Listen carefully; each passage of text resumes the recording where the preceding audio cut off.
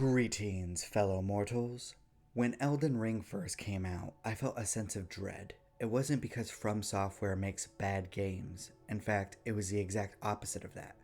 Their games tend to come off as extremely well made, but punishing and difficult. I haven't played every single game that they've made, as such, I'm no expert. In fact, I've only played one of their games to full completion. That one was Sekiro. And by full completion, I mean that I beat every boss and saw every possible ending. I have played another one of From Software's games just a little bit. That one was Bloodborne. Those experiences were rough, to say the least. I remember getting frustrated and mad a lot. At those times, From Software games just didn't click well in my head. My experiences with From Software's other games have mostly come from watching other people play them, but not with Elden Ring. I refused to watch playthroughs of it. Despite the fact that I was in denial for a while, I knew that I was eventually going to play it myself. The problem was that it came out at the worst possible time for me. The start of 2022 was difficult for me, like Code Red 10 out of 10 emergencies coming back to back levels of difficult.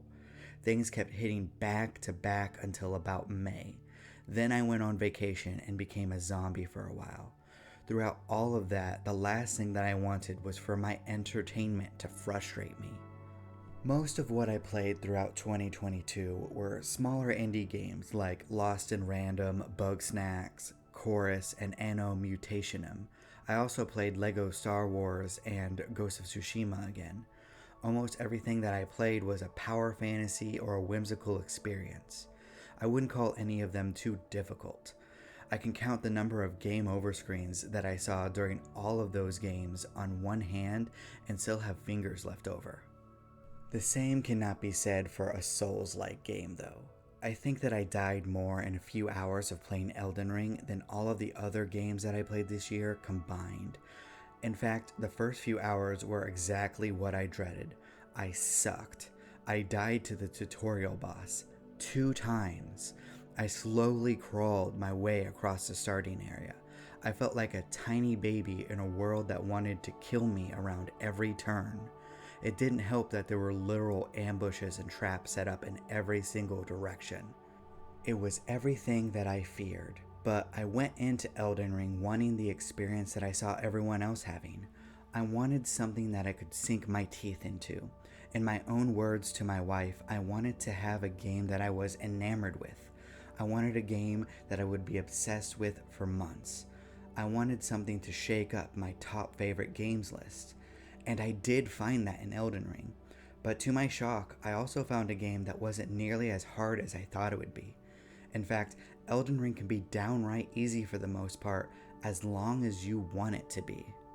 My first realization came when I fought my first boss. I managed to battle my way through a cave full of wolves.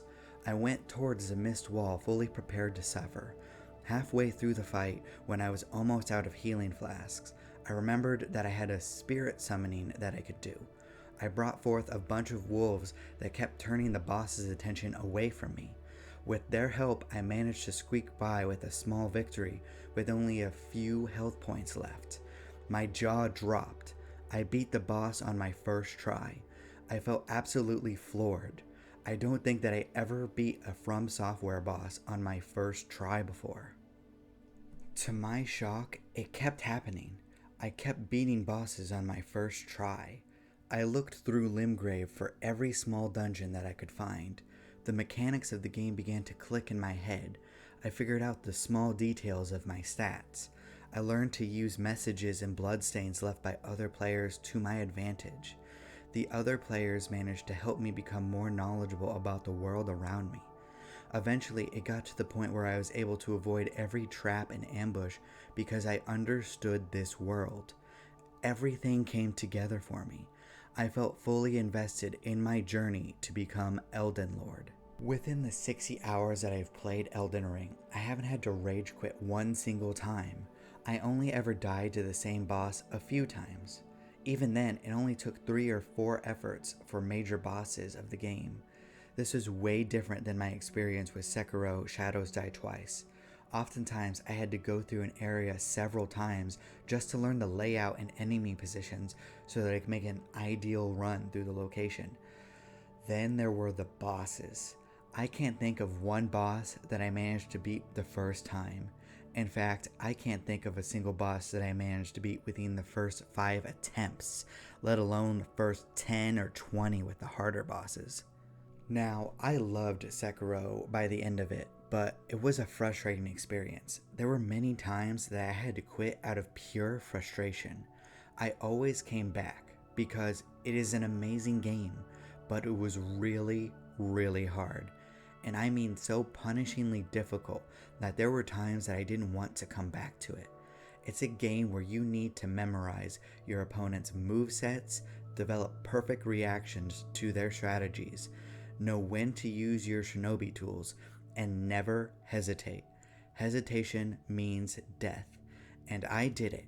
It's one of the few things that I'm actually proud of when it comes to gaming. I overcame that challenge, and I never wanted to touch Sekiro Shadows Die Twice ever again if I could help it. The same thing could be said for Bloodborne. I ran into wall after wall. It was so frustrating that I didn't have a good time, but playing Elden Ring changed my entire outlook on the Souls genre of games, or at least the From Software games. Moving to an open world made the entire point of the genre make more sense to me. It's all about how you want to approach the game. If you want to move forward without proper levels and equipment, you can. Nothing in the game or from the developer interviews condemns that type of mindset. Those that want the ultimate challenge can have the most challenging experience possible. The exact same thing, however, could be said if you want a full power fantasy. But how can a game about difficulty be a power fantasy? It's simple. From Software gave you all the tools to make you realize that you can make this experience easier. The Ash summons allow players to realize that it's okay to call in help. From Software will not look down on you for calling on other players to help you. All of the messages and bloodstains from other players hint that there's nothing wrong with looking up things online. You can be as knowledgeable about the world as you want. If you want to practice with the controls, you can spend as much time as you want in the lands between. There isn't anything forcing you to hurry. The same can be said for levels.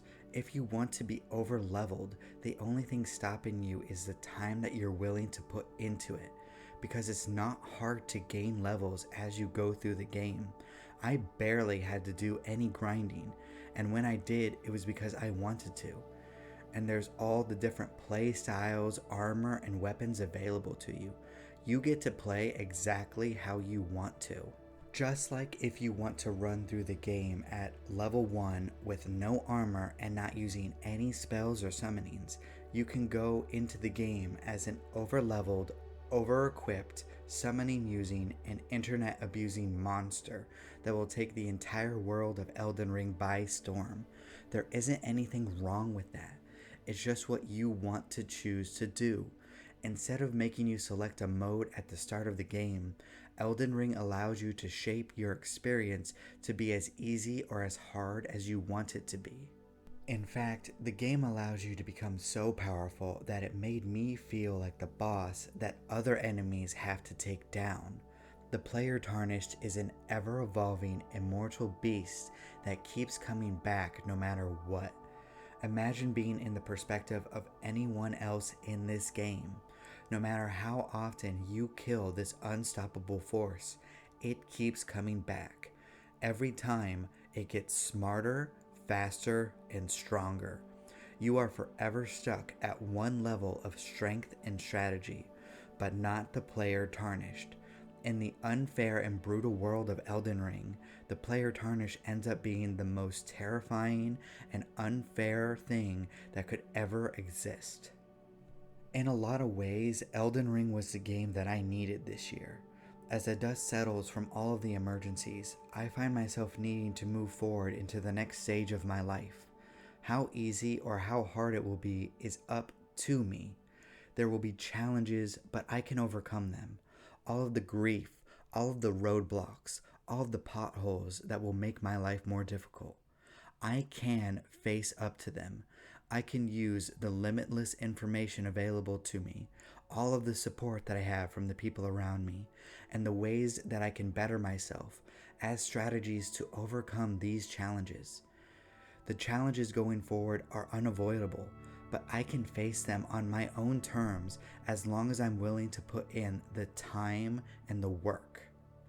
And if things start to get too much for me to handle alone, I have my friends and family to come back me up. I'm not alone, and that makes me an unstoppable force, just like the player Tarnished. I think that's Elden Ring's strongest story aspect. Don't get me wrong, I love the deep lore, the interesting characters, and the unparalleled setting. There are many times that I find myself listening to breakdowns about the story of Elden Ring as I do the chores in my life that don't require a lot of brain work. But throughout all of those different story aspects, I find myself most invested by transforming this forsaken, wasted, tarnished that I started out as and turning him into the Elden Lord who will shape the world as he sees fit. And I will choose the ending that I want. Playing through Elden Ring has made me appreciate the Soulsborne genre a lot more. It's made me want to go back and enjoy From Software's other games on my own terms. Bloodborne is next on the list. Then I can work my way through the Dark Souls games. And maybe Demon Souls, I don't know. The loss of half of my health when I die doesn't exactly sound fun. And I'm not a good gamer. I'm not going to sit here and tell you that I am the best that there is or that I got really good. It's just that Elden Ring let you shape the game that you wanted it to be. And that is what made it top tier level for me. Thank you so much for watching. If you like my takes on storytelling, please consider subscribing and liking this video. It would really help me out. Also remember that I will be self-publishing my novel, Dance of Frozen Death, at the start of 2023. I hope that you will check it out. I appreciate you. Do not despair.